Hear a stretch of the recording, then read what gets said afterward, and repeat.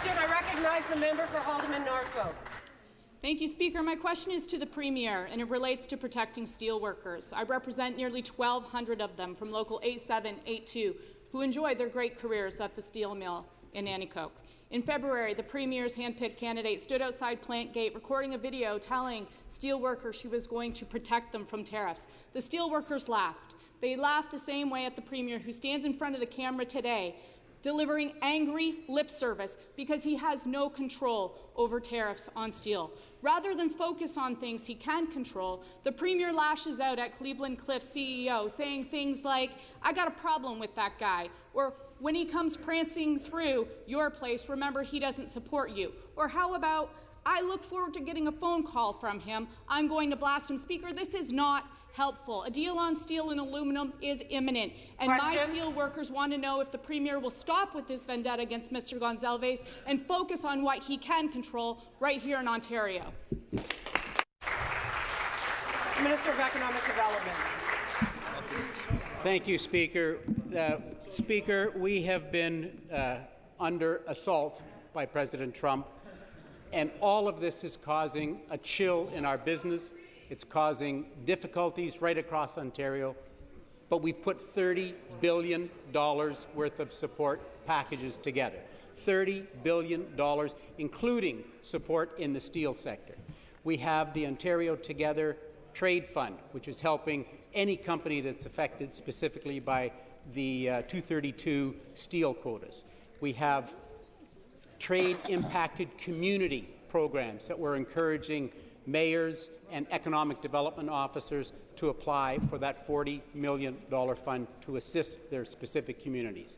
We have funds, as you've heard from our Minister of Finance, $100 million that went to Algoma, $400 million from the federal government. Speaker, there are tremendous programs available to help all of these companies in these very trying times.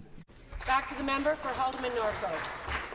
Thank you, Speaker, and thank you to the minister opposite. But the reality is we must prepare for the threat of tariffs by repatriating our steel industry and putting a stop to the dumping of foreign steel. Let me help the Premier and the members opposite understand that right now domestic steel products only serve 35% of the Canadian market. What we should be doing is ensuring Ontario recaptures the remaining 65%. When was the last time the Premier called Stelco's Canadian president, the guy responsible for Canadian steel, the guy responsible for Canadian jobs? We should focus on what we can control at the provincial level. Something like minister zoning orders, for example. Those are in our wheelhouse. And many of you know there's an application before this government for a city of 40,000 at the Nanticoke Industrial Park. A city of this size will put the mill and those 1,200 jobs in jeopardy. Steelworkers know this, and they are anxious. Speaker, will Ontario's man of steel, our Premier, be a Superman for Local 8782 and rip apart Empire Homes' request for an MZO at Nanticoke? I recognize the Premier of Ontario. And I find it very ironic. And I actually like that MPP. But let me tell you something. Let me tell you something.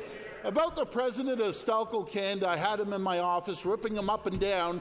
Why, his CEO, the owner, and you know this, is in front of Donald Trump and his best buddy, by the way, telling him, close down the steel in Canada. This is the guy that owns Stelco.